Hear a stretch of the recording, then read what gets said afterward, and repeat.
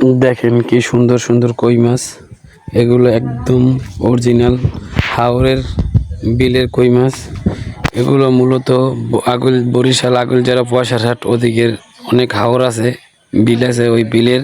তো এই যে আমাদের জামাল ভাইকে দেখা যায়, উনি হলো একজন বিখ্যাত মাছারু। উনি মাছের বিজনেস করে থাকে। তো পাশাপাশি কিছু ওনার মাছের ঘেরও আছে, পাঙ্গাস মাছ, তারপর আপনার তেলাপিয়া মাছ, তারপর আপনি বিভিন্ন পদের মাছ আছে ওনার ঘেরে আছে।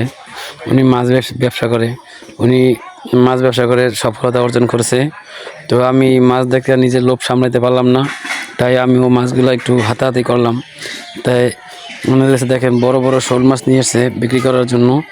উনি এগুলো বিভিন্ন হাটে বাজারে ও বিক্রি করে থাকে। যদি কারো দরকার পড়ে কমেন্টে যোগাযোগ করবেন ওনার সাথে, আমি মোবাইল নাম্বার দিয়ে দেবো। ওনার কাছ থেকে এই মাছগুলো আপনারা নিতে পারবেন। যে কোনো ধরনের মাছ লাগে ওনার সাথে যোগাযোগ করবেন। উনি মাছের বিজনেস করে খুব সফলতা অর্জন করছে। তো আজকে আমরাও 2-3 কেজি করে শোল, কই, পুঁটি, বিভিন্ন পদের মাছ একেবারে অরিজিনাল তাজা দেশি মাছ আমরা কিনে নিলাম। তো একটা শোল মাছ আপনার মিনিমাম 800 থেকে 900 গ্রাম ওজনের। এগুলো মূলত আপনার 1000 টাকা থেকে 800 টাকা থেকে 1000 টাকা পর্যন্ত কেজি ওজনের হয়ে থাকে। দেখেন কত বড় বড়, এগুলো উনি বিক্রি করে থাকে। তো যদি কোনো ভাইয়ের এই মাছগুলো দরকার পড়ে, আমি মোবাইল নাম্বার দেবো, আপনার সাথে মোবাইলে যোগাযোগ করে নেবেন। দেখতেই পাচ্ছেন মাছগুলো আমি একটু হাত দিয়ে নাড়াচাড়া করে নিলাম। মাছ দেখে লোভ সামলাইতে পারলাম না। তো এই ভাই কন্টিনিউ মাছের বিজনেস করে থাকে, খুব ভালো বিজনেস এটা। বিজনেস করে ওনার প্রত্যেক মাসে অন্তপক্ষে আপনার 1 থেকে 1.5 লাখ টাকা প্রফিট করে।